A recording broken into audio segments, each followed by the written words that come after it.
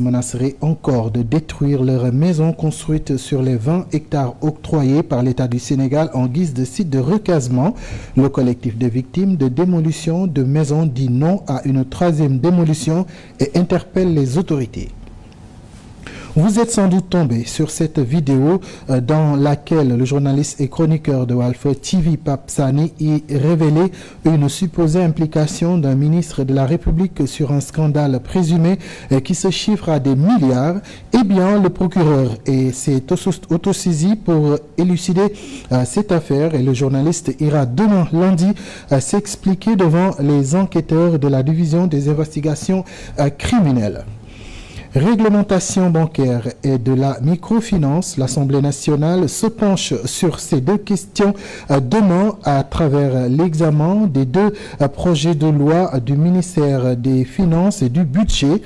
Une réglementation donc qui fait renaître un brin d'espoir chez les opérateurs économiques dont Moustapha Tal, qui aurait été dépouillé de plus de 5 milliards de francs CFA par une institution bancaire. Parole lui sera donnée dans ce 20h. Voilà pour le sommaire, le développement dans une poignée de secondes.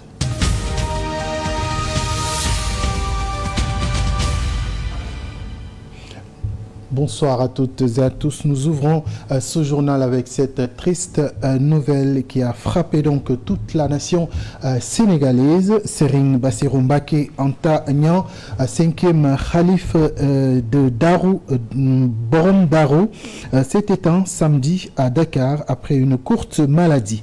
Né en 1933 à Kosso, un village fondé en 1922 par Mame Thierno Birahim, Serigne Bassirou était le fils de Sokhna Anta Niang et de Mame Thierno Birahim Fati Mbacké. Le Premier ministre Ousmane Sonko, par ailleurs président du parti PASTEF, a réagi sur ses plateformes sociales suite à cet événement douloureux. Il en est ainsi pour l'ancien chef du gouvernement sous Macky Sall, Amadou Ba. Tous les deux ont fait des témoignages sur le saint homme tout en présentant leurs condoléances à la Oumma islamique. Nous nous joignons à eux pour présenter nos sincères condoléances à toute la famille éplorée au nom de tout le personnel de la 7TV. Que la terre lui soit légère. Direction Tivaouane Peulh, où une partie de la population est dans la tourmente. La CIPRES menacerait encore de détruire leurs maisons construites sur les 20 hectares octroyés par l'État du Sénégal en guise de site de recasement. Regroupés autour du collectif des victimes de démolition de maisons, ces populations disent non à une troisième démolition. Le collectif interpelle ainsi les autorités afin d'éviter que cela n'arrive. Maguette Diop porte leur parole. Pour rappel, nous sollicitons également le vaillant député Guy Marius Sagna qui a toujours été à nos côtés dans ce combat-là. Nous rappelons également que nous avons, avant même l'élection du président Bassirou Diomaye Faye à la tête de l'État, rencontré son premier ministre, à savoir M. Ousmane Sonko. Donc toutes ces personnes-là, toutes ces autorités sont au parfum de ce qui se passe ici à Tivaouane Peulh. Raison pour laquelle il faudrait qu'ils nous viennent en aide parce qu'ils ont été informés de toutes les situations. Alors à partir de ce moment maintenant, c'est là que nous allons leur ouvrir, tendre nos mains pour qu'ils viennent en aide à ces victimes-là qui sont dans des situations précaires, mais également dont la survie quotidienne est problématique. Parce que à chaque fois qu'ils entendent la DSCOS, leur sommeil est hanté et ils ne sont plus dans ce qu'on appelle la quiétude. Donc nous traversons des situations existentielles causées par la CIPRES et ça doit cesser parce que au lieu de choisir de quitter le pays ou bien de passer par Nicaragua, nous jeunes, nous vieillards, nous pères de famille, nous avons décidé d'investir ici au Sénégal en achetant des terrains, soit pour faire du commerce immobilier ou bien pour loger nos familles. Cela doit être reconnu comme étant quelque chose qui relève de ce qu'on appelle notre prérogative en tant que des citoyens sénégalais. Et je vous l'annonçais dans les titres, le journaliste chroniqueur de Walf TV, Pape Sané, est convoqué demain, lundi, par la division des investigations criminelles. En effet, après la vive polémique suscitée par sa déclaration relative à l'implication d'un ministre de la République sur un supposé scandale qui se chiffre à des milliards, le procureur s'est autosaisi pour élucider cette affaire. C'est dans ces circonstances que le patron du parquet a ordonné au chef de la division des investigations criminelles d'ouvrir une enquête.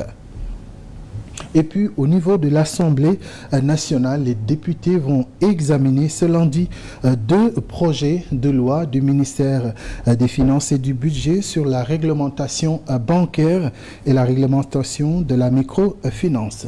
Un acte qui augure des lendemains meilleurs chez les opérateurs économiques, dont Moustapha Tal, qui aurait été dépouillé de plus de 5 milliards de francs CFA par une institution bancaire. L'opérateur économique a accordé un entretien à Oumar Thiam. Regardez. Les rapports entre les opérateurs économiques et les institutions bancaires n'ont presque jamais été au beau fixe. La preuve vivante, Moustapha Tal. Tout est à notre défaveur avec les banques. Déjà, le système n'est pas bon. Qui, à lui seul, se serait fait gruger plus de 5 milliards de nos francs. Une société, obligatoirement, dès qu'il crée la société, le capital est envoyé. Le notaire vous rembourse votre argent à travers un chèque en déduisant ses frais. Et ce chèque-là est au nom de la société. Donc vous êtes obligé d'ouvrir un compte avec cette société, ce chèque-là, pour pouvoir fonctionner. Et après, on vous fait signer des documents que vous ne pouvez même pas lire parce que c'est tellement... Les écritures sont trop petits, mais vous signez parce que c'est une obligation. Et vous pensez que l'État est derrière. De l'accès à un prêt au taux d'intérêt assez élevé, les opérateurs paient un lourd tribut pour bénéficier des services des banques. Pour enrayer ces difficultés qui entravent la bonne marche des affaires, le ministère des Finances et du Budget va examiner deux projets de loi. L'un portant sur la réglementation bancaire, l'autre sur la microfinance. Une lueur d'espoir pour le Sieur Tal. C'est l'application qui fera défaut. On peut signer des lois, voter des lois, mettre en application des lois, mais qui contrôle ces gens-là, qui contrôle ces institutions-là? Et je vous donne un exemple. Vous avez un problème avec une banque qui a pris votre argent illégalement, vous les amenez dans les tribunaux. Est-ce que vous devez avoir des difficultés pour qu'il se fasse condamner? Mais vous avez tous les problèmes du monde pour que cette banque-là soit condamnée. Et même s'ils sont condamnés, pour recouvrer encore l'argent, c'est une autre paire de marches. Je vous donne des exemples. Il y a Bocar Samba Dièye, il y a Makhtar Sow et tant d'autres. Pour lui, il n'y a pas de solution miracle. L'État du Sénégal doit fixer et veiller aux règles du jeu. Oumar Thiam, hormis Moustapha Tal, un autre opérateur économique, est en bras de fer avec la BCEAO depuis très longtemps. Je vais parler de Bocar Samba Dièye. Après 12 procès gagnés, l'importateur peine toujours à rentrer dans ses droits. Pourtant, il persiste et signe qu'il ne doit rien à la banque en question qui lui doit plus de 5 milliards de francs CFA. L'homme d'affaires de 91 ans a tenu une conférence de presse ce dimanche en compagnie de Famara Ibrahim Cissé, président de l'ACSIF, Association des clients et sociétaires des institutions financières. Ce dernier interpelle l'Assemblée nationale. Nous avons 15 ans d'expérience. Et dans ces 15 ans, nous n'avons jamais rencontré un dossier aussi litigieux, aussi compliqué, qui relève du vol, de l'arnaque d'une institution bancaire de la place. Nous sommes aussi dans un contexte particulier parce que l'Assemblée nationale va devoir s'accentuer sur la loi portant réglementation bancaire et réglementation de la microfinance. C'est l'occasion pour nos parlementaires de poser les vrais débats, les débats qui font l'objet d'une demande sociale. Et je pense que, en ce qui concerne les banques, ce qui défraie la chronique, c'est le problème qui oppose Bocar Samba Dièye à la CBAO. La justice a tranché 12 fois et Bocar Samba Dièye a toujours eu raison sur la banque.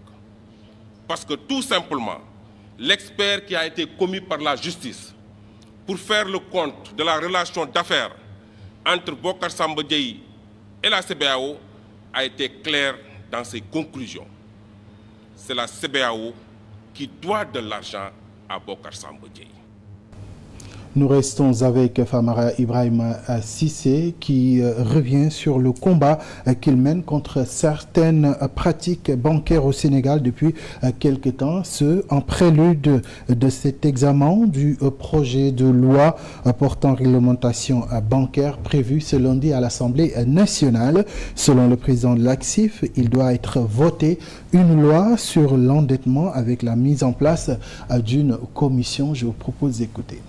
Vous savez qu'aujourd'hui, la problématique de la mobilité bancaire pose énormément de soucis aux usagers.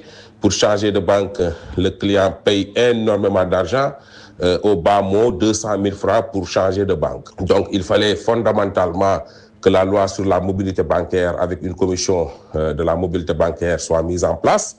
Il faut aussi que la loi sur le délai de rétraction, on l'a dit, de 15 jours ou bien d'1 mois pour permettre au client qui vient, au consommateur, de revenir sur son engagement après avoir conclu un contrat, parce que cela vise aussi à protéger le client contre certaines décisions impulsives ou sous la pression. Au-delà de cette loi aussi, nous avions, je pense, demandé le vote de la loi sur le surendettement avec la mise en place d'une commission de surendettement, parce que cette loi-là permettra tout simplement de protéger le client contre le surendettement et de pouvoir faire face surtout à ses engagements.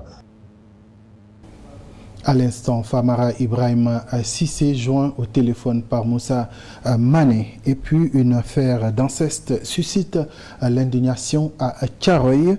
Le ressortissant guinéen aux initiales ST a violé sa propre fille âgée de 15 ans au moment des faits. Elle a fini par choper une grossesse. Les faits se sont déroulés en 2020. La fille, qui n'a pas dénoncé son père à l'époque, a accouché en 2021. MT, âgé aujourd'hui de 20 ans, a pris son courage à deux mains pour surmonter le chagrin et porter plainte contre son géniteur à la brigade territoriale de Thiaroye. Il ressort du dossier que le pater avait surpris sa fille de 15 ans dans les bras de Morphée pour la violer. Je vis avec mon père au Sénégal. Ma mère se trouve en Guinée.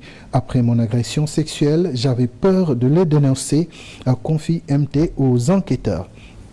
Cueilli chez lui par les gendarmes, le père de la fille a reconnu le viol et la paternité de l'enfant. Pour sa défense, ST a dit avoir ce jour-là été sous l'emprise de l'alcool. J'étais ivre au moment des faits. Au terme donc de l'enquête, ST a été donc déféré jeudi dernier pour viol, détournement de mineurs, pédophilie et inceste. Une autre arrestation, celle de Mame Cheikh Fall, alias The King, qui a donc été placé en garde à vue dans les locaux de la section de recherche de Colobane pour nécessité d'enquête. L'arrestation du célèbre influenceur, par ailleurs charlatan, est consécutive à la publication d'une vidéo dans laquelle il a exhibé un sac contenant des billets de banque d'une valeur de 500 millions de francs CFA, d'après ses propos. Face au tollé suscité donc par cette séquence devenue virale, le procureur de la République a actionné la SR. Il soupçonne les faits de charlatanisme et de blanchiment de capitaux. Mais les limiers de Colobane n'ont saisi qu'une trentaine de millions lors de la perquisition. Une vérification de l'authenticité de ces billets serait en cours. Et puis place au départ des bases militaires françaises du Sénégal. Dans une lettre adressée à l'inspection du travail, le général de brigade Yves Onis, commandant des forces françaises au Sénégal, a écrit, je cite, « Le président de la République du Sénégal a décidé la fin de toutes les présences militaires de pays étrangers dès 2025. Cela inclut donc la fermeture des bases militaires françaises. Fin de citation. Avec cette mesure, 162 employés sénégalais sont licenciés, incluant donc 12 délégués du personnel titulaire et suppléant. Sur le devenir des Sénégalais employés dans ces bases militaires, le député Guy Marius Sagnon a annoncé qu'il demanderait dans les heures à suivre au gouvernement de préciser les mesures d'accompagnement prévues pour ces travailleurs dont les contrats vont s'arrêter le 1er juillet prochain. Parlons à présent de la production cinématographique.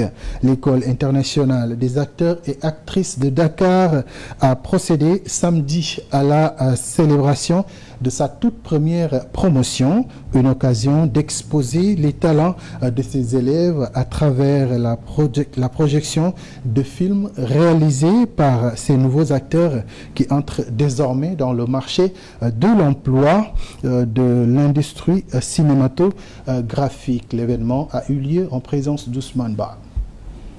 Après 5 mois de formation intensive, ces 14 élèves sont les premiers primés de l'École internationale des acteurs et actrices de Dakar. Une première session de formation aboutie. Puis c'était aussi le moment d'accueillir la prochaine promotion qui arrive et qui va commencer dès lundi, une prochaine formation de 5 mois. Donc c'était un événement qui était important pour nous. Ça nous permettait que ces deux promotions se rencontrent et aussi de promouvoir nos activités, à savoir l'intérêt de former des acteurs et des actrices de manière professionnelle, leur donner un bagage pendant 5 mois. C'est ce que nous faisons avec l'EIAD. Nous travaillons autour des métiers des acteurs, mais nous pensons aussi que c'est important que d'autres métiers autour des acteurs puissent être formés, donc des producteurs, des réalisateurs, des directeurs de casting, des agents. Et bientôt, j'espère, Inch'Allah, on pourra aussi travailler autour du théâtre aussi. Voilà. L'initiative est à saluer selon les partenaires qui soutiennent l'idée de plus de professionnalisation dans le secteur de la cinématographie. Donc c'est la première école d'actorat. Je pense que c'est vraiment important que les métiers de l'actorat soient promotionnés et bénéficie d'une formation pour nous. Cette école à vocation en plus régionale qui accueille des élèves de toute la sous-région est vraiment une pépite à soutenir et à encourager. Pour les récipiendaires, c'est tout simplement un rêve qui se réalise. C'était intense. J'ai eu la chance de travailler avec des gens que je vois à travers la télé quand j'étais jeune. Ils ont eu à me coacher comme M. Kader. Ce n'est pas donné à tout le monde d'avoir la chance de se former comme acteur. Ce n'est pas donné à tout le monde de réaliser son rêve, de vivre le cinéma comme on le rêve. Enthousiastes, ils se disent désormais prêts à se mettre sous les projecteurs afin d'étaler leur talent dans le monde du cinéma, comme ils l'ont déjà montré dans ces courts-métrages projetés pour l'occasion. Je vous attendais. Mais comment vous avez condamné ? Ousmane Ba, après la production cinématographique, place à la production littéraire. Nouvelle vision pour la transformation du Sénégal, tel est l'intitulé du nouvel ouvrage des membres du RASA, rapport alternatif sur l'Afrique, un livre rédigé collectivement avec plusieurs thématiques abordées, à savoir appareil d'État, institutions, politique publique, gouvernance, souveraineté, entre autres. Une façon pour les membres du RASA d'apporter leur pierre à l'édification du développement du Sénégal. La présentation de l'ouvrage en question s'est tenue hier à Dakar en présence de Pape Bandagay et de Pape Diop. Il s'agit du livre intitulé « Nouvelle vision pour la transformation du Sénégal ». Un ouvrage produit par le RASA, rapport alternatif sur l'Afrique, et qui se présente comme une contribution dans le débat de reconstruction et de refondation du Sénégal. On peut les résumer en 7 thématiques, dont par exemple la souveraineté dont vous avez parlé, la gouvernance. Eliman Kane, qui a travaillé en profondeur sur un appel à une révolution constitutionnelle dans son chapitre. Au-delà de cette thématique de la gouvernance, on a également d'autres thématiques liées au capital humain, à la souveraineté numérique, monétaire, économique, mais également aux thématiques de l'environnement, de l'énergie, de l'aménagement du territoire. Une cérémonie tenue en présence de plusieurs personnalités du régime en place, dont le ministre de l'Hydraulique et de l'Assainissement, par ailleurs membre du RASA. Ce dernier se porte garant pour la transmission au gouvernement de toutes les idées développées dans l'ouvrage. Et toutes les nouvelles idées qui arrivent seront bien pour consolider, pour rectifier pour améliorer ce qui se fait. C'est pour cela que, dès le départ, parmi les termes de référence, on avait demandé à chaque auteur de finir son chapitre par des propositions concrètes qui pourraient être utilisées par les décideurs politiques au niveau national. Participer à l'agenda de transformation systémique du Sénégal à l'horizon 2050, tel est l'objectif du RAZA, soit à travers la rédaction de 21 chapitres visant à acter la rupture d'avec les mauvaises pratiques antérieures. Pape Bandagaï, en attendant 2050, les JOJ 2026 au Sénégal se profilent à l'horizon, justement, sur invitation du maire de Kaolack, Serigne Mboub. Le comité national d'organisation olympique sportif sénégalais a été à Kaolack la semaine dernière pour une campagne de sensibilisation à l'endroit des jeunes Kaolackois. Mamadou Diagna Ndiaye a mis l'accent sur l'importance des Jeux olympiques prévus au Sénégal en février 2026. Le président du comité national olympique compte beaucoup sur la jeunesse sénégalaise. Nous, on a une devise, c'est Dakar reçoit, l'Afrique célèbre. Aujourd'hui, c'est Kaolack qui reçoit et c'est Kaolack qui célèbre. On a l'intention d'ailleurs, puisqu'on a construit un agenda tout à l'heure pour pouvoir associer Kaolack de façon appuyée et puissante dans l'organisation des Jeux Olympiques et dans la présence sur le territoire de Kaolack d'une sensibilisation extrême pour que les populations participent également à cet événement qui est mondial, qui s'appelle les Jeux Olympiques de la jeunesse. Nous avons l'intention de mobiliser toutes les régions, et aujourd'hui je ne peux parler que de Kaolack, et il l'a démontré, il l'a dit, c'est inscrit dans l'agenda, nous avons arrêté un certain nombre de principes. Il y aura des fan zones développées, on en a visité, il m'a fait visiter tout à l'heure un espace dédié, ou voir comment on peut faire pour organiser d'autres activités, faire en sorte que, c'était comme pour les Jeux Olympiques à Paris, toutes les régions de France étaient concernées. Il y avait des fan zones partout sur l'étendue du territoire français. Et on essaie de co-construire avec Kaolack pour que la dynamique de Kaolack soit une dynamique régionale, certes, mais nationale, qu'on suive l'exemple de Kaolack.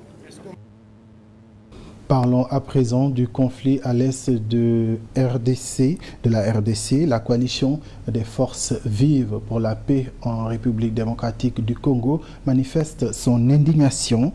Les membres de ladite coalition ont organisé une marche pacifique pour dénoncer le massacre des populations et le mutisme des chefs d'État africains. Ils ont par la même occasion déposé une lettre auprès de l'ambassade de la République démocratique du Congo à Dakar pour proposer des pistes de solution à ce conflit.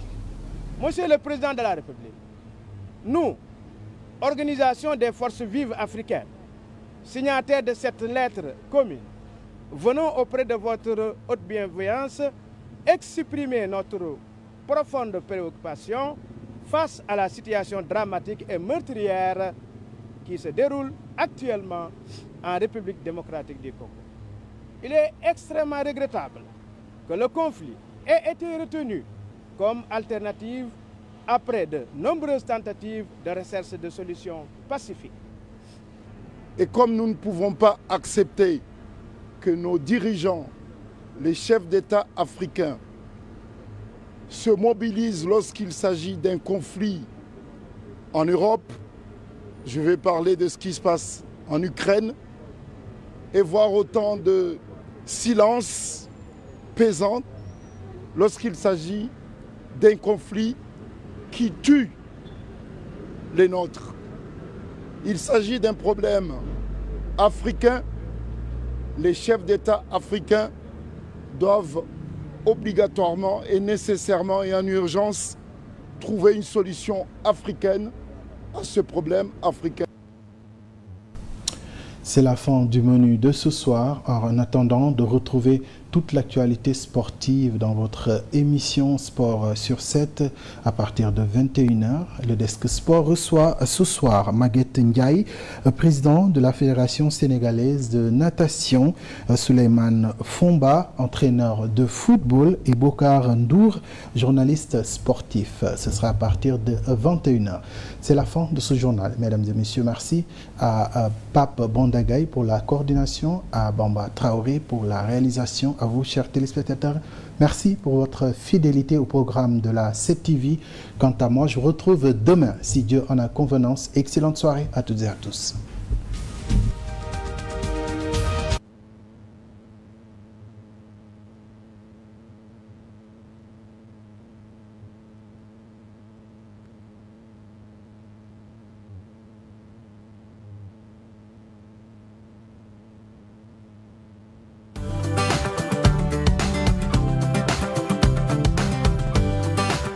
cofeel la woon ca njëlbeen mbëggeel daal di lalu